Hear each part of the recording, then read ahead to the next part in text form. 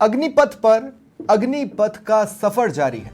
विपक्ष लगातार योजना का विरोध कर रहा है। लोकसभा चुनावों में तो जीतने पर योजना को हटाने का वादा भी किया था। इधर केंद्र सरकार पहले ही साफ कर चुकी है कि बढ़ाए गए कदम वापस नहीं होंगे। सबसे बड़ा ट्विस्ट तब आया जब एक एक कर राज्यों ने अग्निवीरों के लिए सरकारी नौकरी में आरक्षण का ऐलान करना शुरू किया। पुलिस, वनरक्षक, जेल प्रहरी जैसी सेवाओं में नौकरी का वादा किया गया। इसी कड़ी में अब राजस्थान में भी अग्निवीरों के लिए रिजर्वेशन का ऐलान हो गया है।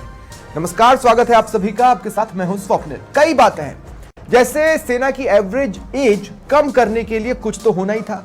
समीक्षा के बाद एक रास्ता सूझा, उसे अपनाया। हर जर्नी की शुरुआत जरूरी होती है, रास्ते की मुश्किलों को हाथों हाथ निपटना होता है, वही हो रहा है। आज की चर्चा इस पर नहीं है कि अग्निपथ कैसी स्कीम है, इस पर अपनी और आम राय हम पहले ही बता चुके हैं। आज चर्चा इस बात पर है कि क्या राज्यों के ऐलान का स्वागत होना चाहिए, क्या अन्य राज्यों को भी ऐसा ऐलान करना चाहिए, यह व्यवस्था करनी चाहिए। आखिर आप ही तो मुसीबतों का हवाला दे रहे हैं, तो कुछ तो कीजिए। इसी पर मैं बातचीत करूंगा। मेरे साथ जो गेस्ट जुड़ रहे हैं आपको इंट्रोड्यूस करवा देता हूं। मेरे साथ इस वक्त मौजूद है प्रोफेसर धीरज शर्मा जी, भूतपूर्व सैनिक हैं, और रवि बिश्नोई, रक्षा संवाददाता। मैं आप दोनों का स्वागत करता हूं समाचार प्लस पर। प्रोफेसर धीरज सर, आपसे शुरुआत करूंगा मैं। और सबसे पहले तो सर सैल्यूट और थैंक्स आपकी सर्विसेज के लिए। आपका ओपनिंग स्टेटमेंट चाहता हूं मैं आपकी, ताकि ये पता चल सके कि as an ex army man आप क्या सोच रहे हैं। जो राज्य सरकारें अग्निवीरों के लिए आरक्षण की घोषणा कर रही है, उसे आप किस रूप में देखते हैं? सर, पहले तो आपका बहुत बहुत धन्यवाद शो में बुलाने के लिए। सर, सबसे पहले तो जो अग्निवीर स्कीम है, अग्निपथ नाम से लॉन्च की गई, बेहतरीन है, क्योंकि ये भारत में तो अभी शुरू की गई, किंतु इससे पूर्व भी विश्व के कई देशों में यह योजना चल रही है। ये न केवल सेना को यंग बनाएगी, और जैसे कि हम जानते हैं कि हमें दो तरफ से दुश्मनों का खतरा है, एक पाकिस्तान से और एक चीन से। निसंदेह ये सेना की आयु को घटाएगी और एक गतिशील, अनुशासित, संयमित युवाओं को सेना के जो ट्रेंड युवा होंगे वो नागरिक क्षेत्र में आएंगे और बेहतरीन काम कर पाएंगे। और हमको पता है कि जब अनुशासित युवा नागरिक क्षेत्र में जाएंगे, वही आगे चलकर, क्योंकि 23 साल में 4 साल सर्विस करने के बाद वो रिटायर हो जाएंगे, और जब वह 4 साल नौकरी करने के बाद 23 साल के बाद वो नागरिक क्षेत्र या देश के विभिन्न राज्यों में जब वो जाएंगे, तो आगे चलकर वही आईएएस बनेंगे, वही आईपीएस बनेंगे, वही पुलिस ऑफिसर बनेंगे, और बहुत सारे अन्य क्षेत्र में वे काम करेंगे। जब ये अनुशासित, संयमित और गतिशील युवा सैन्य क्षेत्र का अनुभव लिए हुए व्यक्ति जब देश की सेवा करेंगे, तो आप सोचिए कितना बेहतरीन हमारे देश का भविष्य होगा।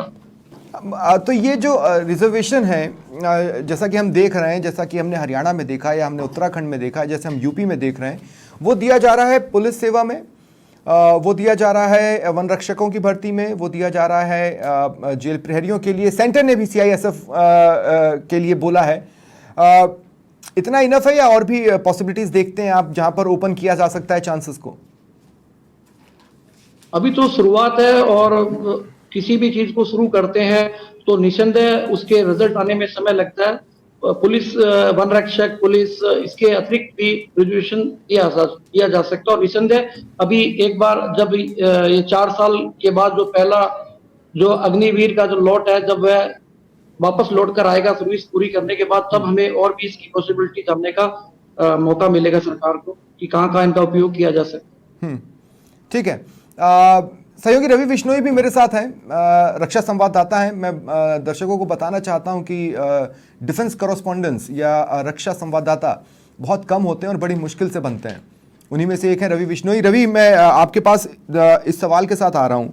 1977 में जनरल रैना ने अपने कमेंट में लिखा था कि सेना में मूल सुधारों की जरूरत है, और मूल सुधारों से मेरा मतलब संख्या से नहीं है, मेरा मतलब आयु से है। 1989 में सेना में आम माना जाता है कि एक सहमति बनी कि जो एवरेज एज है फोर्सेस की, उसको घटाना है। फिर होता है करगिल युद्ध। करगिल युद्ध की जब समीक्षा की गई, तब भी पेपर्स में ये ऑन रिकॉर्ड है कि हमें इस दिशा में सोचना चाहिए कि कैसे फोर्सेस की एवरेज एज कम की जा सकती है। इस बार जब स्पीच में प्रधानमंत्री मोदी ने कहा कि उस दिशा में अग्निपथ स्कीम एक बड़े तौर पर काम करेगी, हो सकता है जब वांछित परिणाम आ जाएं उसके बाद हम बैक टू स्क्वायर वन हो जाएं, लेकिन तब तक अब जब ये रहना ही है और अगले 5 साल तो रहना ही है, तो उसके सपोर्ट में यहां वहां से हमें ऐसी चीजों की जरूरत बिल्कुल है जिससे कोई भी एक अग्निवीर की समय सीमा खत्म होने के बाद बेघर ना हो, लाचार ना हो, बेरोजगार ना हो। उस दिशा में मुझे लगता है ये एक पॉजिटिव स्टेप है। निश्चित रूप से स्वप्निल जी, अग्निपथ स्कीम जो है वो इस देश की सेना को जवान करने का एक मेथड जो है वो सरकार लेकर आई है।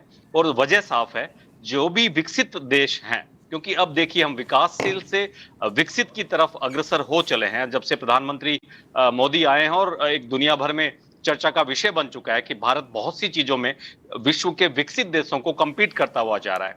जब भारत की सेना जो है वो अगर जवान रहेगी तो निश्चित रूप से चारों तरफ से सामरिक रूप से जो भारत की महत्ता है वो और ज्यादा बढ़ जाएगी। अग्निपथ पे चर्चाएं बहुत हो चुकी है, अग्निपथ को ये सरकार कंटिन्यू रखने वाली है। विपक्ष ने बहुतेरे विरोध किए हैं और विपक्ष के विरोध की अपनी वजह है, क्योंकि एक परमानेंट जॉब जो 28 से 30 साल तक होती है वो लोगों की छूटकर अब 4 साल तक होने जा रही है। परंतु यहां यह ख्याल रखना होगा कि 4 साल के भीतर जो पैरामीटर सेना के पैरामीटर्स हैं उनमें जो अग्निवीर फिट होता है वो कंटिन्यू कर सकता है, वो रेगुलर आर्मी के रूप में जा सकता है, और बाकी के जो बचे वो कम से कम इतने ट्रेंड हो जाएं कि समाज के किसी भी क्षेत्र में अगर वो जाते हैं, मिलिट्री को छोड़कर पैरामिलिट्री हो या दूसरी सर्विसेज हो, वहां अगर जाते हैं तो उनकी चाल ढाल देखकर यह कहा जा सकता है कि ये वो अनुशासित सिपाही है, ये वो ट्रेंड सिपाही है जो किसी भी फील्ड में कामयाब हो सकता है। तो इसलिए मेरा अगर व्यक्तिगत मानना हो तो मैं विकसित देशों की तरह हमेशा से इस बात का पक्षधर रहा हूं कि हिंदुस्तान में भी युवाओं को कम से कम 1 साल की मैंडेटरी ट्रेनिंग कॉलेज एजुकेशन के साथ आर्मी की ट्रेनिंग होनी चाहिए। और इंग्लैंड और अमेरिका में, फ्रांस में इस तरह की ट्रेनिंग होती आई है। हिंदुस्तान में उनको वेटरन्स कहते हैं। हाँ बिल्कुल। और हिंदुस्तान में अग्निपथ योजना के जरिए युवाओं के पास एक ऐसा सुनहरा मौका है कि वो भले ही इंडियन आर्मी में कंटिन्यू 28 से 30 साल की जॉब ना कर सके, परंतु अगर 4 साल की ट्रेनिंग करके अपने प्राइवेट सेक्टर में जाएं या दूसरी पैरामिलिट्री सर्विसेज में जाएं। हम इस बात पे बहस कर सकते हैं कि जब आपने किसी को ज्वाइन, अटल खंडेलवाल जी भी जुड़ चुके हैं बीजेपी की ओर से, स्वागत है अटल भाई आपका। मैं ये कह रहा हूं रवि कि हम इस बात पर भी बहस कर सकते हैं कि आपने ये क्राइटेरिया कैसे डिसाइड किया कि हम 25% को कंटिन्यू करेंगे और 75 को नहीं। इसका अपोजिट होता तो शायद इतना हो हल्ला नहीं होता, हो हल्ला तो तब भी होता लेकिन शायद इतना नहीं होता।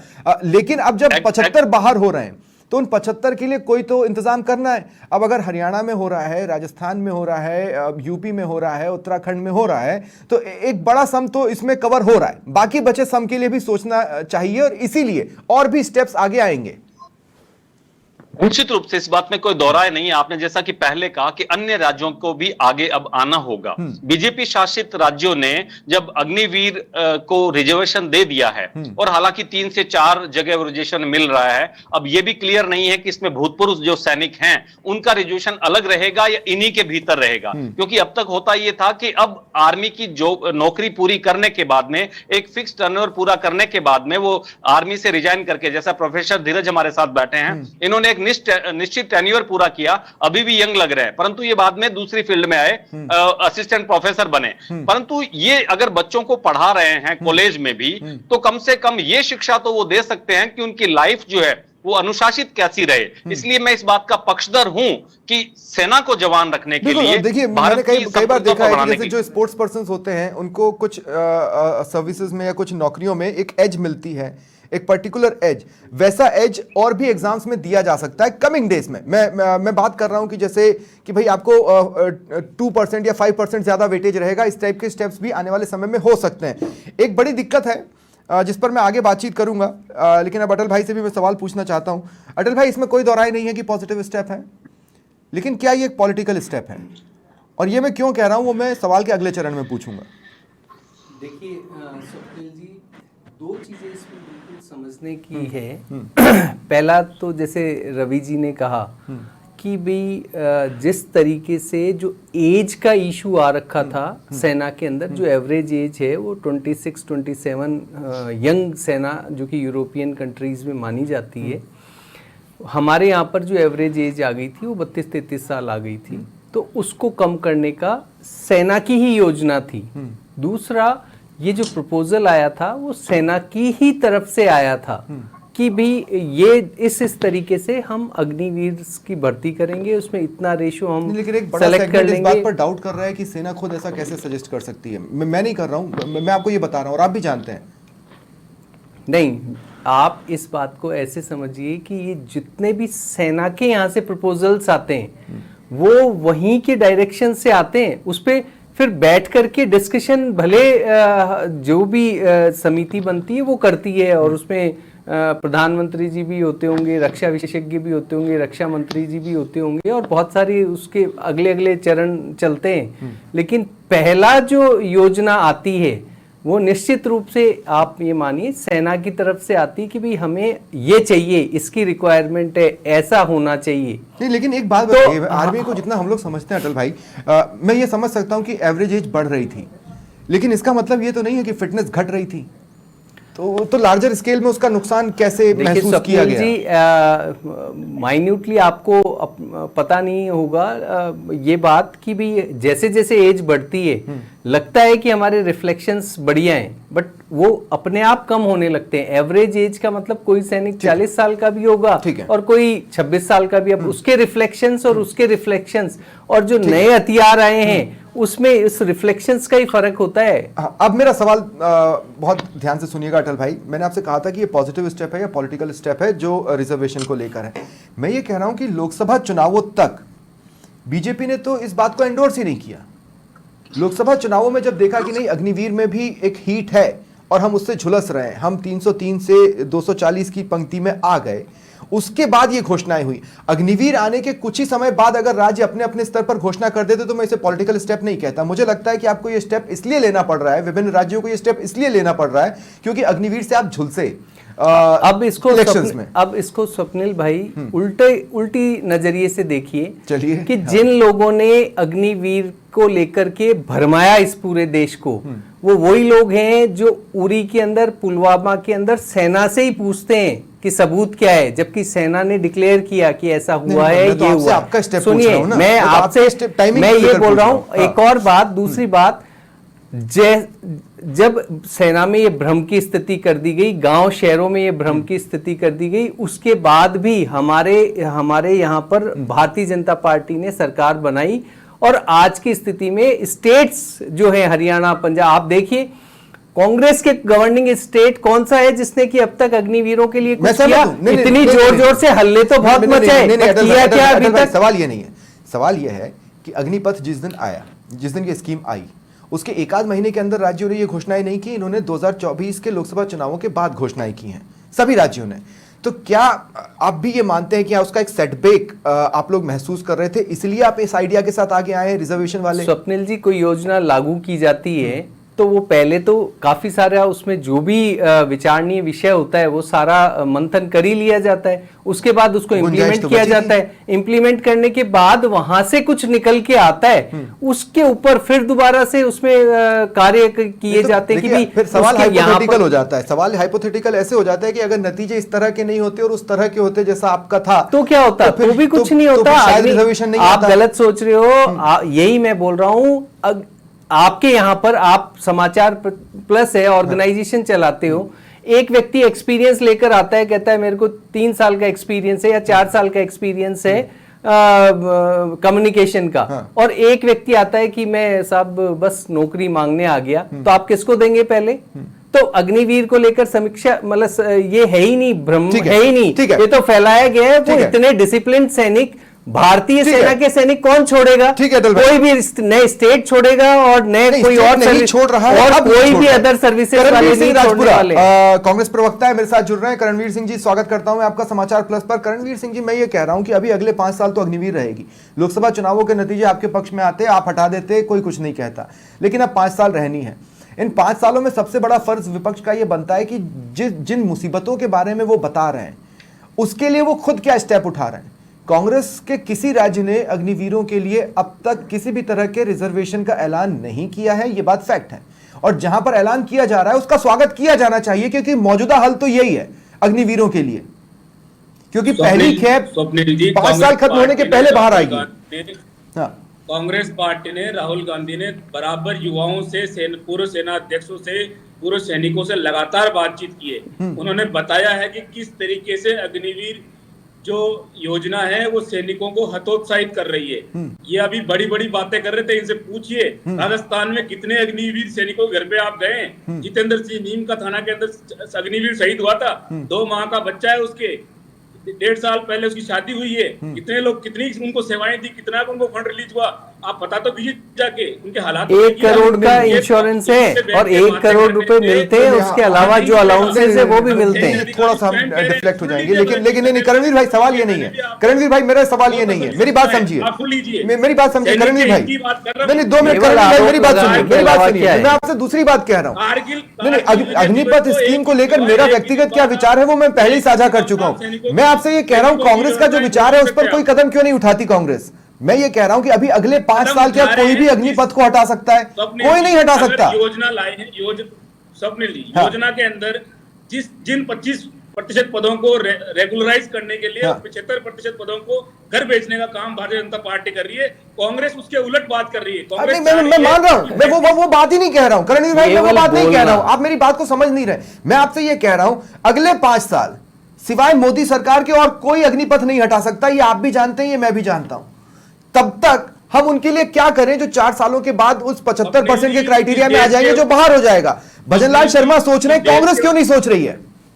नहीं, ऐसी हठधर्मिता लोकतंत्र में नहीं चलती है। अरे भाई, आप रिजर्वेशन दीजिए ना अपने स्टेट्स में, अपने गवर्निंग स्टेट्स में। मैं तो आपसे रिक्वेस्ट कर रहा हूं। 3 काले कानून किसानों के ऊपर थोपे गए थे, वो वापस लेने पड़े, और जवानों के ऊपर जो अग्निवीर योजना, अग्निपथ कहीं नहीं जा रहा, लेनी पड़ेगी वो। अग्निपथ कहीं नहीं जा रहा, योजना को मॉडिफिकेशन और ठीक है। वापस लेने तक अब बहुत ध्यान से सुनिएगा, मेरे साथ प्रोफेसर धीरज शर्मा भी हैं, जो कि भूतपूर्व सैनिक है। राहुल गांधी ने कई सैनिकों से बातचीत की है। मुझे नहीं पता था सैनिक भी खेमे के होते हैं, कांग्रेस खेमे और बीजेपी खेमे, सैनिक होते हैं।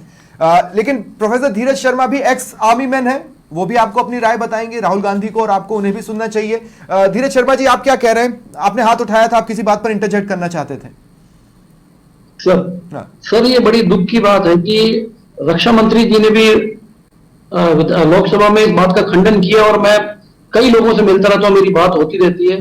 भारतीय सरकार लगभग 1 करोड़ रुपए एक्स क्राइटेरिया के रूप में जो अग्निवीर शहीद होता है उसको प्रदान करती है। बार बार कुछ पॉलिटिकल पार्टीज नाम मलाइन करती है इंडियन आर्मी का, जबकि इंडियन आर्मी 1 करोड़ ऑलरेडी दे रही है। तो इंडियन आर्मी को मेडिकल सेवा मिलती है, कैंटीन सेवा मिलती है, जो कारगिल में शहीद हुए उसके समकक्ष उनको सेवाएं मिलेगी। सर, अभी तो स्कीम आई है, सब कुछ मिलेगा धीरे धीरे, तब कुछ भी नहीं हो, थोड़ा वेट एंड वॉच कीजिए। भारतीय सेना सब कुछ दे रही है। आप भारतीय सेना पर इस तरह के क्वेश्चन उठाकर उसको बदनाम करते हैं लोगों के बीच में, ये उचित नहीं है। नहीं, मुझे ऐसा लगता है, मुझे ऐसा लगता है सर, धीरज सर, मुझे ऐसा लगता है कांग्रेस ये कहना चाहती है कि आर्मी अपने स्तर पर कर रही है, सरकार को अपने स्तर पर जो करना चाहिए वो नहीं मिल रहा। करणवीर भाई, मैं आप ही की तरफ से बोल रहा हूँ। हाँ, नहीं, मैं ये कह रहा हूँ धीरज सर कि कांग्रेस का कहना है कि आर्मी तो कर रही है, क्या सरकार कर रही है? सरकार भी कर रही है, स्टेट गवर्नमेंट भी कर रही है। जो उसका फंड होता है, जैसे उत्तर प्रदेश में वहां पर 40 लाख रुपए का होता है, और जैसे पंजाब में 50 लाख का, राजस्थान में भी इतना ही अमाउंट का तो स्टेट गवर्नमेंट करती है। किंतु ये तो एक रेगुलर प्रोसेस है, हर सरकार करती है। किंतु हाँ, जहां तक उसे शहीद का दर्जा है, ये जरूर मिलना चाहिए। उस पर लगातार हम लोगों ने पत्र भी लिखे हैं, और रवि जी को पता है, रवि जी इस बात को बार बार उठाते रहे हैं, और हम भी लगातार लेटर लिख रहे हैं। और लेकिन धीरे से मैं एक बात आपसे कहना चाह रहा था, मैं आपसे एक बात पूछना चाह रहा था। इस 10% रिजर्वेशन के क्राइटेरिया में एक जो ड्रॉबैक मुझे नजर आता है, हो सकता है माइन्यूट हो, लेकिन है। मैं ये कह रहा हूं कि अग्निवीर रहते रहते कहीं वो अन्य सर्विसेज के लिए ओवर एज ना हो जाए। आप आर्मी की एज कम ले आए, लेकिन जब अग्निवीर बाहर आए और वो दूसरी सर्विसेज के लिए ओवर एज हो जाए, तो फिर तो वो उसमें पार्टिसिपेट भी नहीं कर पाएगा। उसमें भी कोई कंसेशन या इस तरह की चीजें भी सोची जानी चाहिए। नहीं, छूट तो उनको रहेगी, क्योंकि उनको 5 साल की छूट की अभी घोषणा की गई है। पहले बैच के 23 साल, तकरीबन 23 साल में वो एक अग्निवीर बाहर आता है, तो वो ओवरेज होने की संभावनाएं बहुत कम रहती है। और ऑलरेडी हरियाणा गवर्नमेंट और राजस्थान गवर्नमेंट ने एक में छूट देने की घोषणा की है, और हमें सभी राजनीतिक मतभेदों को भूलकर इस घोषणा का स्वागत करना चाहिए, न कि हमें राजनीतिक प्रपंचों में पचड़ों में पड़ना चाहिए। इसीलिए मैं कह रहा हूं कि देखिए करणवीर भाई, क्या खामियां तो कई होंगी, मैं मना नहीं कर रहा हूं। जीएसटी भी लाए, आज तक सुधार ही रही है, मैं उससे भी मना नहीं कर रहा हूं। मैं आपसे ये कह रहा हूं कि हम अपने स्तर पर क्या कर सकते हैं। अगर 10% रिजर्वेशन हर राज्य देना चालू कर दे तो जो 75% लोग बाहर आएंगे उन सबको नौकरियां मिल जाएंगी। कांग्रेस अपनी तरफ से इस हवन में होम क्यों नहीं करती, मैं ये कह रहा हूं। स्वप्निल जी, जो पूर्व सैनिक भर्ती प्रणाली थी उसमें भी कोई कमी नहीं थी, उसको भी आप मॉडिफिकेशन करके और बेहतर बना सकते थे। नहीं, पर उससे एज कम कैसे आती? युवाओं को सबसे बड़ा टारगेट तो ये था कि सेना की एवरेज एज कम लानी है। तो लीजिए स्वप्निल जी, युवाओं को रोजगार के नाम पर भ्रमित करने के लिए भारतीय जनता पार्टी ने ये मंत्र लेके आई है। और जो सैनिक जो सेना में काम कर रहे हैं वो सैनिक और जो तैयारी करने वाले जो युवा है, आप देखिए राजस्थान, उत्तर प्रदेश, पंजाब, हरियाणा, इन जिलों से कितनी बड़ी तादाद में अंदर सैनिक जाते थे। वो सैनिक इसके विरोध कर रहे हैं। कांग्रेस पार्टी अकेली विरोध नहीं कर रही, वो युवा इसके विरोध में कर रहे हैं। आज आप देखिए कितने पैशन में के साथ लोग। ठीक है, मैं आपकी बात आ गई। अटल भाई, अब आपको जवाब देना है। एक खास बात जो आर्मी साइड से भी आई है, एक्स आर्मी मैन है, उनका भी कहना है। मैं ये कह रहा हूं कि शहादत को दो चश्मों से क्यों देखना, एक अग्निवीर वाली और एक रेगुलर आर्मी वाली, क्यों देखना? नहीं देखना। शहादत तो शहादत, हाँ, शहादत है, लेकिन इन्होंने चश्मा चढ़ा रखा है, बोलने का चश्मा कांग्रेसियों ने चढ़ा रखा है। वो चारों तरफ ये भ्रमजाल फैला रखा है। एक बात बताइए, ये बार बार कहते भारतीय जनता पार्टी, अरे सेना ने ये निर्णय लिया कि एज कम करनी है और उसका ये तरीका है, लेकिन उनको ये नहीं पता कि आप बताइए कितना लाइन ऑफ ड्यूटी शहादत दी है तो वो शहीद है। हाँ, शहीद है, चाहिए, उसे दर्जा मिलना चाहिए। देखिए, क्यों नहीं मिलेगा? क्यों नहीं मिलता? मिलता है। किसने कहा नहीं मिलता? बकायदा संसद में ये बात इन लोगों ने कहा और हम लोगों ने पुरजोर विरोध किया कि नहीं, ये मिलता है शहादत का। लेकिन जब कोई योजना आती है तो उसके बहुत सारे चीजें बेनिफिट्स भी मिलते हैं। जो भी इस योजना के बेनिफिट्स, देखिए, जो इस योजना के लिए रखा गया है प्रावधान, वो सब दिया जाता है। और दूसरी एक और बात सुनिए स्वप्निल जी, कि अभी तीसरे कार्यकाल में प्रधानमंत्री जी मोदी जी ने आते ही क्या किया, पूरे 10 विभागों के सचिव को इस योजना की समीक्षा में भी लगा दिया कि इस योजना, कोई योजना आई है देश के अंदर तो उसकी समीक्षा में कुछ भी आएगा, फिर वो इंप्रूव होगा। क्यों नहीं होगा? लेकिन केवल और केवल सेना पर आरोप लगाना, सेना के लोगों को भ्रमित करना, ये कांग्रेसियों की आदत गलत है और इसका मैं बहुत पुरजोर विरोध करता हूं। मैं हमेशा इस बात को कहता हूं कि सबसे, जैसे मान लीजिए आप बीकानेर से जयपुर के लिए निकले या मैं जयपुर से बीकानेर के लिए निकलूं, एक बार हिम्मत करके निकलना होगा। रास्ते में देखा जाएगा ढाबे खुले होंगे तो खाना खा लेंगे, नहीं खुले होंगे तो देखते हैं क्या करते हैं, और अल्टीमेटली किसी तरह बीकानेर तो पहुंचे, या आप जयपुर तो आ जाओ। यही होता है ना। मैं ये कह रहा हूं, जब अभी आपके पास और कोई चारा नहीं है तो रास्ते में जैसी जैसी मुसीबतें आएंगी उसको हाथों हाथ वैसे वैसे सुलझाना होगा। अगर ये उसकी स्टार्ट है और यहां पर नहीं रुक रही है तो इस कदम का मैं खुले दिल से स्वागत करता हूं। आप क्या कहेंगे? बिल्कुल, देखिए अग्निपथ योजना, मैंने जैसा कि अभी बीजेपी के प्रवक्ता भी कह रहे थे कि ये फौज की तरफ से जो है सरकार को प्रपोजल आया। तो जहां तक पूर्व अधिकारियों से मैंने बातचीत की है, ब्रिगेडियर मेजर जनरल बीकानेर में रहते हैं, उनसे बातचीत की है, तो उनका ये कहना है कि ये जो स्कीम थी ये कांग्रेस के वक्त में भी थी। उनकी एज कम करने की, फौज में एज कम करने की जो उसका फॉर्मेट अलग था रवि भाई, मैं भी जानता हूं किन योजनाओं की बात है, लेकिन उसका फॉर्मेट अलग था। उसका अलग था, बिल्कुल सही कह रहे हैं। परंतु देखिए 25%, जब ये बात हम सुनते हैं ना, जब युवा ये बात सुनते हैं तो उसको देखो पॉलिटिकल एज भी उसको मिलता है और युवाओं में भी निराशा आती है। इस देश की पॉपुलेशन लगातार बढ़ रही है, इस देश में फौज की लगातार आवश्यकता है, परंतु अगर अग्निवीर के रूप में आप 25% को ही स्थायी करेंगे तब एक अनसर्टेनिटी, अनिश्चितता का माहौल युवाओं में आता है। और कहीं न कहीं यही वजह है कि देखिए, इसीलिए मैंने कहा अगर ये 25-75 उलट होता तो शायद इतना हौला नहीं होता, सेटिस्फैक्टरी हो सकता था। सेना अपनी क्वालिटी से समझौता नहीं करती। इसको अगर आप इस अग्निवीर वाली बात को छोड़कर आप एसएसबी में देखें तो मैंने इलाहाबाद, भोपाल और बेंगलोर तीनों एसएसबी में पार्टिसिपेट किया है, और जो वहां 100 से ज्यादा स्टूडेंट का एक बैच होता है जो सीडीएस कंपीट करके आते हैं, वो इंटरव्यू में 5 डे इंटरव्यूज में मेडिकल तक नहीं जा पाते और पूरा का पूरा बैच वॉश आउट हो जाता है। तो हाँ, हम हुआ सेना है। के अधिकारियों से पूछते थे मेरा कि ही हुआ है। 115 जने बैच में आए और पूरे के पूरे बाहर निकल गए, तो आपको सेना का अफसर नहीं चाहिए? सेना में वैकेंसी आज से नहीं है, सेना में वैकेंसी पिछले 50 साल से बनी हुई है और लगातार बढ़ती जा रही ठीक है। है। चिंता का सबब यह है सेना के अधिकारियों की कमी है, सेना के जवानों की कमी है। ऊपर से अग्निपथ स्कीम जो आई है, इसमें यह कहा गया कि 25% को आगे हम कंटिन्यू करेंगे, तब यह योजना जो है वो समझ में नहीं आती और इसी का बेनिफिट विपक्ष उठाता है। ठीक है, और मैं इस जब पूरे शहीद को टॉपिक उसका से पूरा इधर एक पैकेज छोटा नहीं सा मिलता, तब कमेंट दे दिक्कत रहा होती हूं। है। इस पूरे टॉपिक से इधर एक छोटा सा कमेंट दे रहा हूं। आज आप बात कर रहे हैं कि हमें सेना की एवरेज एज नीचे लानी है।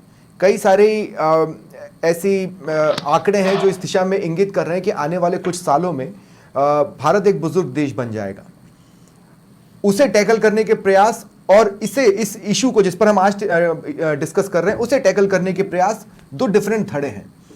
क्या कोई ऐसी स्ट्रीम हो सकती है जो आगे जाकर मिले जिसमें ये दोनों प्रयास सफल नजर आए? ये देखने वाली बात होगी। बहुत बहुत शुक्रिया आप सभी का मेरे साथ जुड़ने के लिए, इस चर्चा में शामिल होने के लिए। फिलहाल इतना ही, नमस्कार।